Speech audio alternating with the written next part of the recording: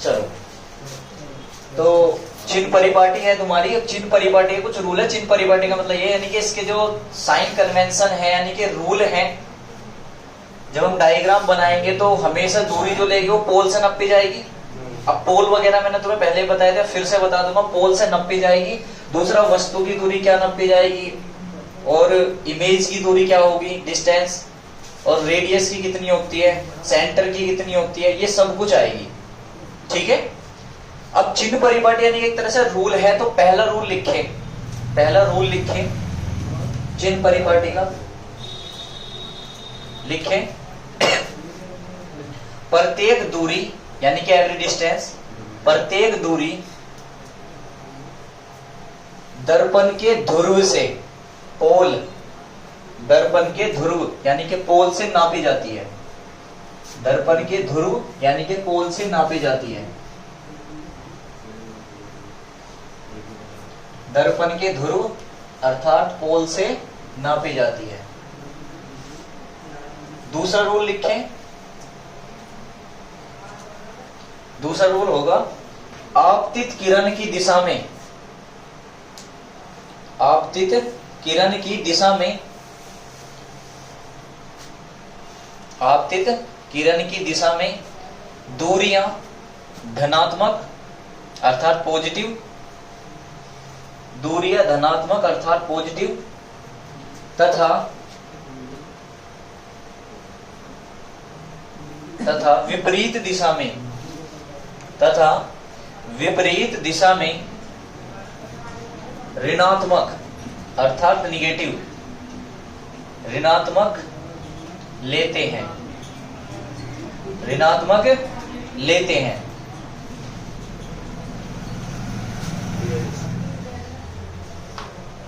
ऋणात्मक लेते हैं। अगला लिखें, तीसरा पॉइंट, वस्तु को हमेशा दर्पण के, वस्तु को हमेशा दर्पण के बाईं ओर रखते हैं।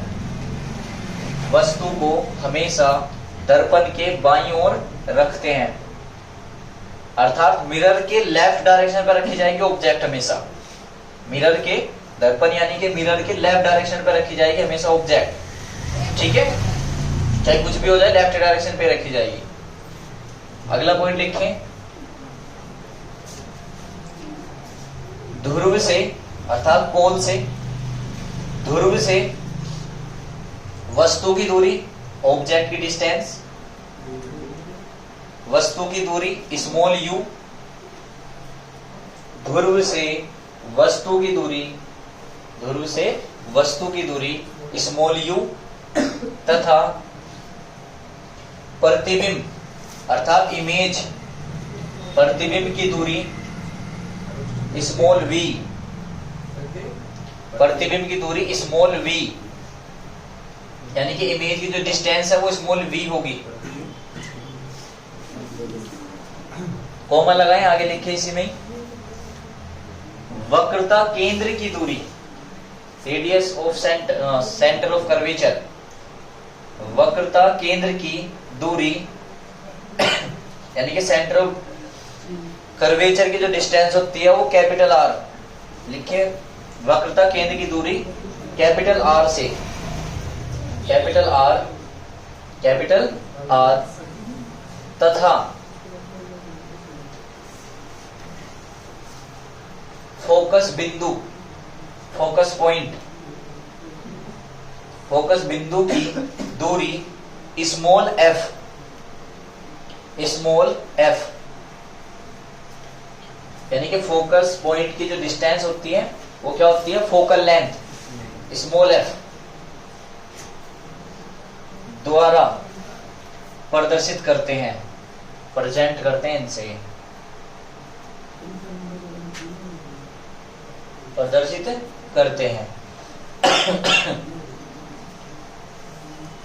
आगे लिखें अगला पॉइंट, आगे लिखे मुख्य अक्ष से ऊपर यानी कि प्रिंसिपल अक्ष से अपवर्ड, अबव, ऊपर, मुख्य अक्ष से ऊपर सभी दूरियां धनात्मक प्रिंसिपल एक्सिस से ऊपर जितनी भी डिस्टेंस होती है सब पॉजिटिव होती हैं, सभी दूरियां धनात्मक अर्थात पॉजिटिव, तथा मुख्य अक्ष से नीचे, मुख्य अक्ष से नीचे ऋणात्मक तथा मुख्य अक्ष से नीचे ऋणात्मक निगेटिव लेते हैं या मेजर करते हैं। ठीक है, ये थी आपकी चिन्ह परिपाटी। अभी समझाऊंगा इसके साथ साथ ही अवतल दर्पण के लिए U, V तथा F में संबंध।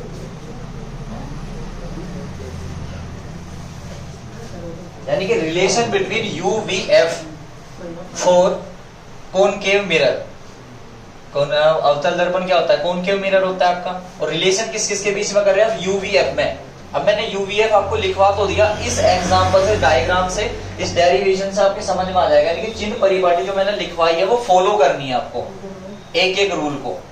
तो जाहिर सी बात है, यहाँ पे हमने लिखा है कॉनकेव मिरर के लिए, यानी कि अवतल दर्पण के लिए। अब अवतल दर्पण क्या होता है? गहराई वाला। और यहाँ क्या होता है? पोल। और पोल के बिल्कुल बीचों बीच क्या खींच दिया? प्रिंसिपल एक्सिस, मुख्य अक्ष। वो मुख्य अक्ष खींच देंगे हम इसका, और मुख्य अक्ष हमने खींच दिया है, बिल्कुल बीचों बीच से जाएगा। ये है इसका मुख्य अक्ष, प्रिंसिपल एक्सिस। ठीक है, जिसका मुख्य अक्ष होता है जो बीच में हो जाता है, ध्रुव से होकर पास जाएगा। अब यहाँ पर अवतल दर्पण की बात हो रही है, तो जाहिर सी बात है अवतल दर्पण के सामने देखो गोले का, स्फीयर का पार्ट है, इसके सामने क्या होगा? सेंटर, अर्थात सी होगा। ठीक है, सेंटर ऑफ कर्वेचर यानी कि वक्रता केंद्र। और इन दोनों के हाफ में क्या होता था हमारा? फोकस पॉइंट F, फोकस बिंदु।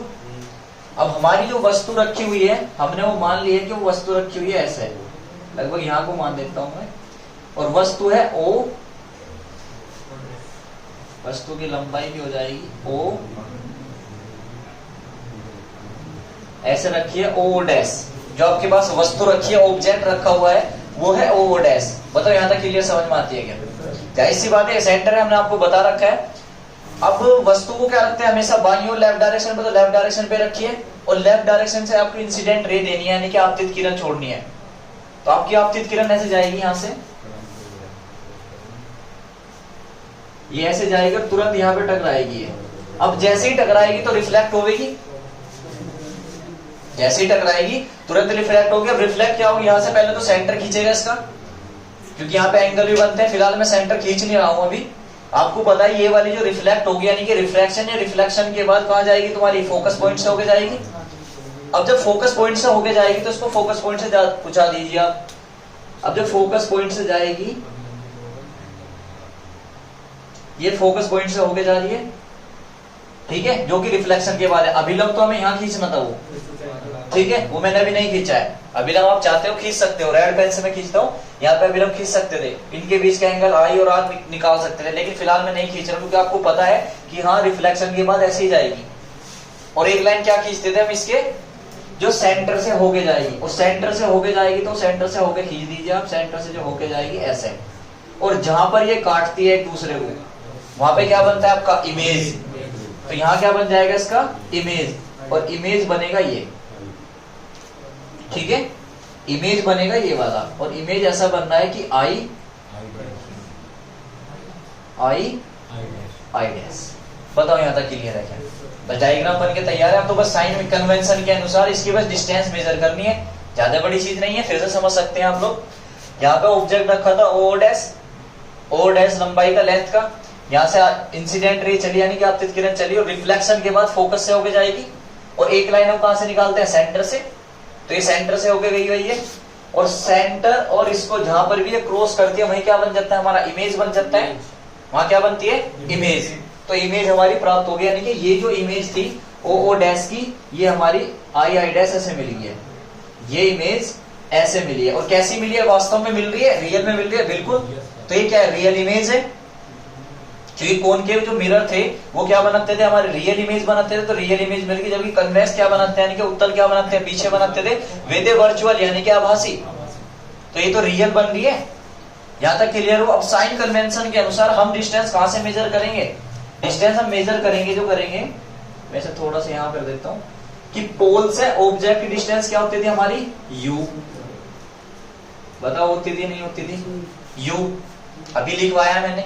और जबकि ध्रुव से पोल से वस्तु की दूरी कितनी होती है, सॉरी इमेज की डिस्टेंस कितनी होती थी, स्मॉल v, स्मॉल v। ध्रुव से केंद्र की डिस्टेंस कितनी होती थी, कैपिटल R, कैपिटल R। वो यहां बना देते हैं, ये कैपिटल R, और ये वाली डिस्टेंस कितनी होती थी हमारी, f। बताओ भाई समझ में आई क्या बात है। साइन कन्वेंशन के अनुसार हमने सब चीज लगा दी। और साइन कन्वेंशन के अनुसार यानी कि चिन्ह परिपाटी के अनुसार हमें देखनी पड़ेगी, फॉर्मूले लगाएंगे कि कब नेगेटिव रखनी है कब पॉजिटिव रखनी है। भाई जाहिर सी बात है, पोल से सेंटर की डिस्टेंस कितनी होती थी r, पोल से इमेज की डिस्टेंस कितनी होती थी v, पोल से फोकस पॉइंट की डिस्टेंस कितनी होती थी स्मॉल f, और पोल से u की डिस्टेंस कितनी होती थी स्मॉल u। सब कुछ हमारे पास डायग्राम तैयार है, ठीक है। अब इसकी थ्योरी बनानी है तो उसके लिए लिखना पड़ेगा कि माना, लिखें, माना कोई वस्तु, बस केवल ये हेडिंग लगानी है अभी आपको, केवल ये हेडिंग लगानी है और लिखना है, ये डायग्राम साइड में बनेगा बाद में। तो पहले आप ये हेडिंग लगाइए,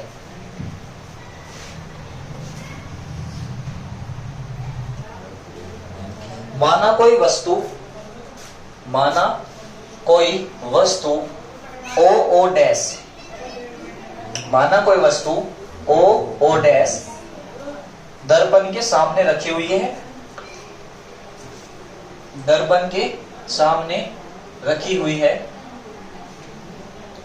जिसका परावर्तन के पश्चात, जिसका परावर्तन के पश्चात आफ्टर रिफ्लेक्शन,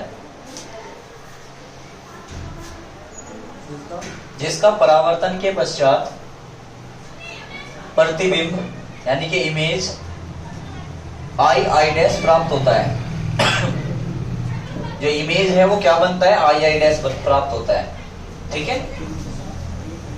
जिसका प्रतिबिंब आई डैश प्राप्त होता है, ठीक है। अब ये तो सारी चीज हो चुकी है। अब मैं तुम्हें एक मैथ्स के अकॉर्डिंग एक थ्योरम बताता हूं जो कि हमारी होती है समकोणिक परमेय, ठीक है। अब समकोणिक परमेय या ये होती क्या है इसका समझना। अगर आपके पास ऐसी कोई वस्तु है, ये ट्रायंगल है, ठीक है, और इसी की तरह कोई ट्रायंगल ऐसा फंस जाए आपको,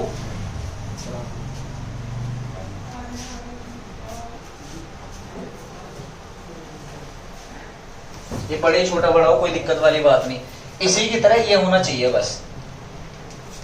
तो जो हमारी समकोणिक परमेय है वो ये कहती है, ये तो लंब है, देखो इसका ये आधार, ये लंब हो गया यानी कि परपेंडिकुलर, ये बेस हो गया यानी कि आधार, और ये इसका हाइपोटेन्यूज यानी कि कर्ण।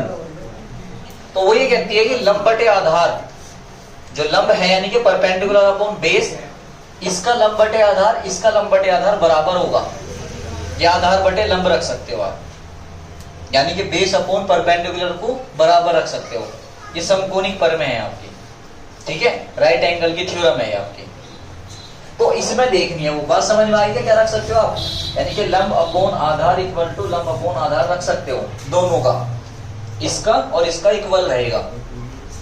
आप ये भी देख सकते हो, ये देखो इसका जो परपेंडिकुलर है अलग है, इसका आधार और इसका आधार सेम है, इसका कर्ण और इसका कर्ण सेम है ना, दो चीजें तो बिल्कुल सेम मिल रही है, बस यही वाली चीजें तो नहीं है। तो वो कहता है कि इनका रेशो भी बराबर आता है, तीन में से दो चीजें सेम है, तीसरे का भी बराबर आएगा, यानी इनका रेशो यानी कि अनुपात बराबर आता है, ठीक है। तो समकोणिक परमेय से, अब समकोणिक परमेय के लिए हमें यहाँ देखना पड़ेगा, देखो हमारे पास ट्रायंगल है ओ डैश सी, यहाँ पे देखिए O dash C and I dash C. देखो ये वाला ट्रायंगल ये बिल्कुल इसी की तरह नहीं क्या, आप इससे मेजर ना करेंगे, ये बड़ा है ये छोटा है, नहीं इससे कोई मेजर नहीं है, ठीक है, सेम होने चाहिए बस, छोटे बड़े तो चल जाएंगे, एंगल तो सेम है। तो हम यहाँ चलते हैं ट्रायंगल यानी कि ट्रायंगल में चलेंगे। और ट्रायंगल क्या है हमारे पास, ओ डैश सी। अब पहला तो यही हो गया एंड दूसरा, अब दूसरा है हमारा आई डैश सी। सही है। अब दोनों में क्या लगाने, समकोणिक परमेय से, समकोणिक परमेय से, राइट एंगल थ्योरम से। तो लगा लिए, देखो लंब बटे आधार। अब इसका लंब क्या है, देखो ये, तो वो है ओ डैश और आधार है ये वाला ओ सी। ध्यान देते रखना यहाँ पे। और इधर वाले का लंब देखो, ये है आपका आई डैश, और इसका आधार क्या है तुम्हारा आई सी। इतनी बात क्लियर होगी। अब इस वाले को आई डैश को मैं अपोन में ले जा रहा हूं, तो आपके पास बनेगा ओ डैश अपोन में I dash equal to O C upon में आई सी। और ये बना के मैंने छोड़ दिया इक्वेशन नंबर फर्स्ट। यहां तक क्लियर है। अब इसके बाद चलते हैं। अब हमारे पास एक और त्रिभुज है, ये तो बना हुआ है लेकिन ये बिल्कुल ट्रायंगल के रूप में नहीं बन रहा है। तो मैं ट्रायंगल के रूप में बनाने के लिए फिलहाल यहाँ पे मान लेता हूँ, पुट कर दिया मैंने इसका परपेंडिकुलर खोल खींच के, और ये मान लिया मैंने m और ये मान लिया n, जिससे ट्रायंगल के रूप में आपके लगे। और ये n जो है बिल्कुल p के पास है, जो n है वो बिल्कुल p के पास है।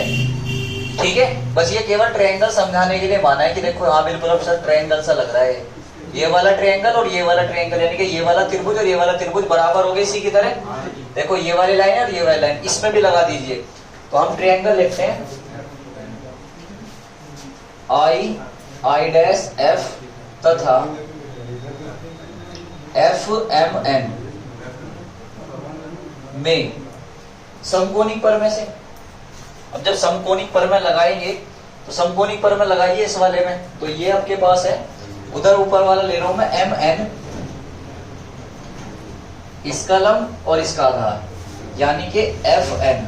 देखिए समझ में आ रहा है क्या बात। ये इसका लंब हो गया और ये इसका आधार, तो लंब बटे आधार, फिर इसका लंब और इसका आधार। तो इसका लंब क्या है आपके पास आई डैश अपोन में आधार है इसका आई है। ठीक है। अब आप यहाँ डायग्राम में देख सकते हो कि लाइट जो चलती है वो सीधी रेखा पे चलती है, जितनी डिस्टेंस ये होगी इतनी डिस्टेंस ये होगी। ओ डैश बराबर होगा एम एन के, जो ओ डैश होगा वो एम एन के इक्वल होगा, तो रख दीजिए यहाँ पर, क्योंकि ओ डैश बराबर है एम एन के, तो रखिए यहाँ पर ओ डैश और आई डैश को अपोन में लिया है, I dash equal to F N upon में आई है, और इक्वेशन नंबर बन गई है आपके पास सेकंड। ठीक है। और यहां पर तुम्हें प्रॉब्लम ना आए, जो n है ना वो n बिल्कुल p के पास है, तो हम इसको थोड़ा चेंज भी कर देते हैं कि एफ एन को ही हम क्या मान लेंगे, एफ पी मान लेंगे। तो हम इसे लिख देते हैं एफ पी, और इक्वेशन नंबर बन गई है सेकंड। ठीक है, इक्वेशन नंबर सेकंड। तो हमें क्या करना, मतलब इक्वेशन नंबर फर्स्ट और इक्वेशन नंबर सेकंड होगी, ये इसके इक्वल है, ये इसके इक्वल है, तो ऑलरेडी ये इसके इक्वल होगा। तो मैं समीकरण 1 में 2 से रख सकता हूं कि समीकरण नंबर 1 तथा 2 से, 1 व 2 से, तो लगा दीजिए 1 व 2 से क्या रखूंगा भाई साहब, OC अपोन में IC equal to FP IF। बताओ आएगी नहीं आएगी, क्योंकि जब ये इसके इक्वल है, जब ये इसके इक्वल है, मतलब ये वाली इसके इक्वल है, ये इसके इक्वल है, ये दोनों ऑलरेडी सेम ही तो है, तो ये ऑलरेडी एक दूसरे के इक्वल होगी, तो दोनों को मैंने रख दिया। बट मुझे OC IC की डिस्टेंस नहीं पता, तो इस डिस्टेंस निकालने के लिए हम इधर थोड़ा सा वर्क करते हैं। देखो बस इधर कैलकुलेशन रह चुकी है बस आपकी। एक बार बताओ, OC है, OC डिस्टेंस ये वाली है, O से C तक, सॉरी ये वाली OC डिस्टेंस, इसका मुझे वैल्यू नहीं पता कितनी है, लेकिन मुझे ये तो पता है कि PO की डिस्टेंस कितनी है, तो PO में से ये वाली डिस्टेंस घटा दो PC की, तो आपके पास ये निकल के आ जाएगी। ठीक है, मैं फिर से लिखता हूं, जो OC है, अब OC की डिस्टेंस निकालना मैं इसी वाले की डिस्टेंस, तो मैं क्या कर रहा हूं, OP माइनस CP देखियो ठीक है क्या? इस वाली डिस्टेंस में से ये वाली डिस्टेंस माइनस कर दी तो ये ऑलरेडी निकल के आ जाएगी, नहीं आ जाएगी? तो ये रख दी हमने। अब फोन में IC, अब I से C तक की निकालनी, तो CP की तो पता है मुझे, CP minus IC, sorry IP। बताओ समझो आपको।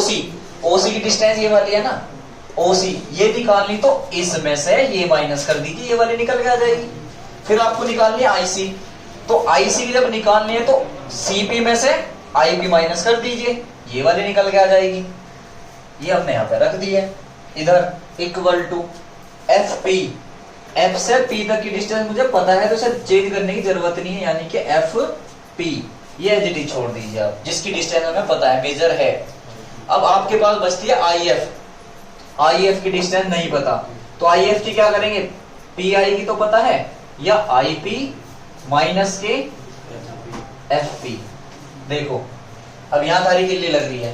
फिर देखो ये वाला जो है FP, जो FP है, FP तो मुझे पता कि यहाँ स्मॉल f है, लेकिन मुझे ये नहीं पता कि IF कितना है। तो IF निकालने के लिए, ये वाली डिस्टेंस निकालने के लिए, इसमें से IP में से FP माइनस कर दिया तो ऑलरेडी हमारे पास आ गई। ठीक है, अगर नहीं समझ में आ रहा दोबारा रिमाइंड अप करना, फिर देख लेना, आ जाएगी समझ में। और इनकी वैल्यू रखिए। OP की डिस्टेंस कितनी है? Small u। अब वैल्यू रखवानी है साइन कन्वेंशन के हिसाब से। OP की डिस्टेंस कितनी है? Small u minus CP, C से P तक की डिस्टेंस कितनी है? R रख दी। अपूर्ण में CP की डिस्टेंस कितनी है? R माइनस IP की डिस्टेंस कितनी है? V इक्वल टू FP की डिस्टेंस कितनी है? स्मॉल f अपॉन IP की डिस्टेंस है I से P तक की, स्मॉल v माइनस FP की डिस्टेंस कितनी है? Small f। अब ये वैल्यू तो हमने रख दी, लेकिन साइन कन्वेंशन में अभी लिखवाया है कि आपतित किरण की दिशा में तो रखी जाती है पॉजिटिव और इसकी विपरीत डायरेक्शन में रखी जाती है निगेटिव। तो एक बात तो बताओ, ये तो इधर को जा रही थी और पोल से आपने सबको इधर को मेजर करा, क्योंकि मैंने शुरू में लिखवाया है कि ध्रुव से नपेंगे, पोल से नपेंगे। पोल से इधर को तो नपी आपने सब दिशा, सब डिस्टेंस पोल से इधर को तो नपी, तो ये सब क्या पॉजिटिव रहेंगी? कैसे रहेंगी? निगेटिव बन जाएगी, क्योंकि साइन कन्वेंशन में भी लिखवाया है कि पोल से जब इधर को चलेंगे आपतित किरण की विपरीत डायरेक्शन में चलेंगे, अपोजिट डायरेक्शन में चलेंगे, तो सब क्या बन जाएगी? निगेटिव। तो ये क्या बनेगी? निगेटिव। तो OP की डिस्टेंस u नहीं रहेगी, क्या बनेगी? माइनस के u। तो u बन जाएगा माइनस के u। बताओ समझ में आई क्या बात है? भाई आने वाली डायरेक्शन ये थी आपतित किरण, अब आने वाली तो ये है, लेकिन आप पोल से इधर को जा रहे हो, वो इधर को आ रही है, तुम इधर को मेजर कर रहे हो, तो सब क्या बनेगी? निगेटिव। अभी तो लिखवाया साइन कन्वेंशन में, चिन्ह परिपाटी में ये तो लिखा है आपतित किरण की दिशा में तो नपी जाती है पॉजिटिव और विपरीत डायरेक्शन में नपी जाती है निगेटिव, इसीलिए तो साइन में लिखवाए हैं। अब ये समझ नहीं आएंगे तो कुछ भी समझ नहीं आएगा आपके। आई क्या बात समझ में? आपतित किरण की दिशा में जो अगर इधर से इधर को चलते तो पॉजिटिव नापते हम, लेकिन इधर से इधर को चले हम तो निगेटिव। u हो गया माइनस का u, इससे यहां तक चले r क्या बनेगा? माइनस के r। तो r भी क्या बन जाएगा? माइनस के r। फिर r क्या बनेगा? माइनस के r, ये भी माइनस। v भी इधर को चले, बिल्कुल चले, तो v भी कहीं का बनेगा? माइनस के v इक्वल टू f। इधर से इधर को तो चले, पोल से इधर को आ रहे हैं आप, जबकि किरण गई थी इधर को, ये वाली किरण ये गई थी इधर को और ये आए हम इधर को, तो सब क्या? निगेटिव, अपोजिट डायरेक्शन में। तो ये भी क्या बन जाएगा? माइनस के। ये भी क्या बनेगा? माइनस। और f भी क्या बनेगा तुम्हारा? माइनस का। सब कुछ माइनस रहेगा, इसीलिए कोण के में क्या बनते? सब निगेटिव आ जाएगा, क्योंकि ये इंसिडेंट रे के अपोजिट चलता है। अब जो माइनस का माइनस देख लो, प्लस कौन सा बन रहा है, माइनस कौन सा बन रहा है? ये तो माइनस के u ही रहेगा, माइनस माइनस प्लस के r, अपूर्ण में माइनस के r माइनस माइनस प्लस के v, ये बन गया माइनस के f, ये माइनस के v और ये प्लस के f। अब जो प्लस वाले से पहले लिख लो, माइनस वाले को बाद में लिख लें आप। हमें रिलेशन आना UVF में, तो r को चेंज कर लो, r को चेंज कर लो। और कैसे चेंज करोगे? r बराबर 2f लगा दीजिए आप।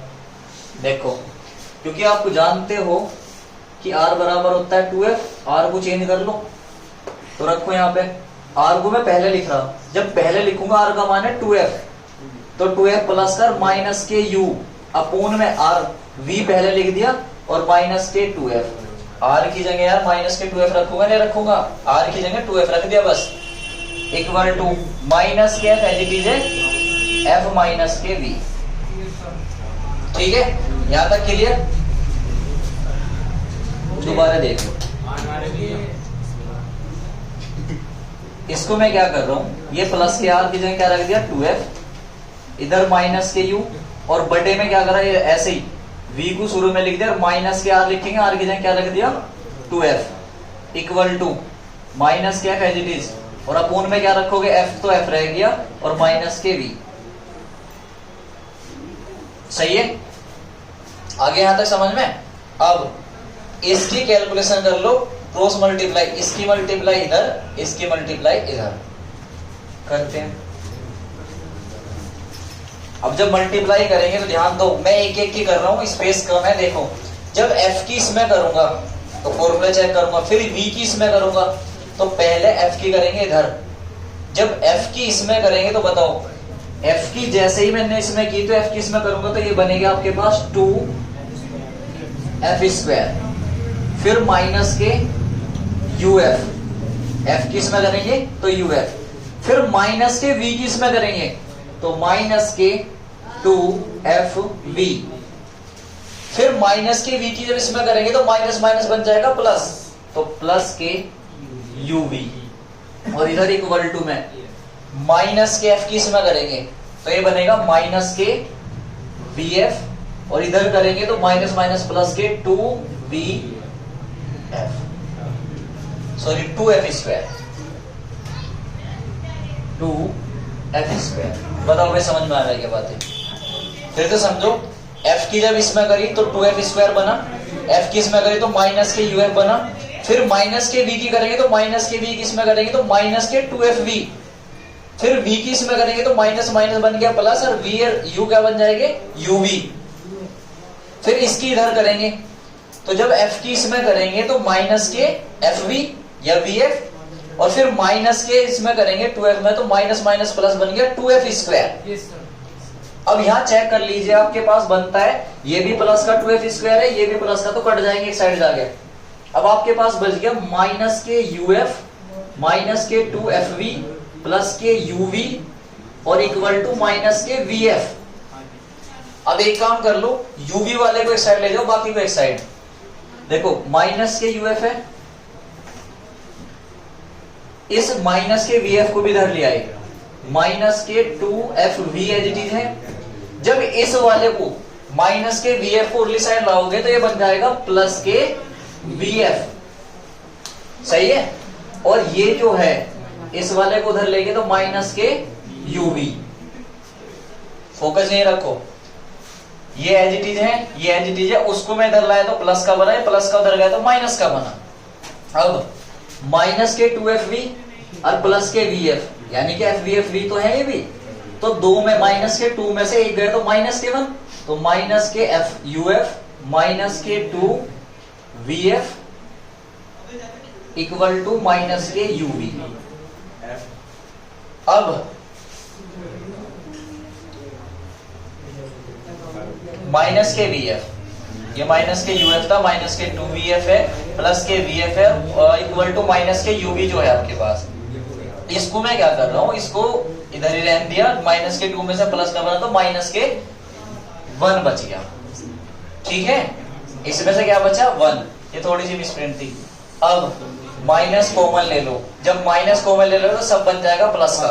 माइनस कॉमन ले लो, इधर माइनस है, इन दोनों में से माइनस बाहर ले गया, बन गया प्लस का, तो यानी कि सब बन जाएंगे प्लस के। दिस इंप्लाइज का निशान लगाकर बस ये बन जाएंगे uf plus vf equal to uv। अब बस एक केस और करना है, इसमें दोनों साइड uvs से भाग लगाते हैं, तो uvf से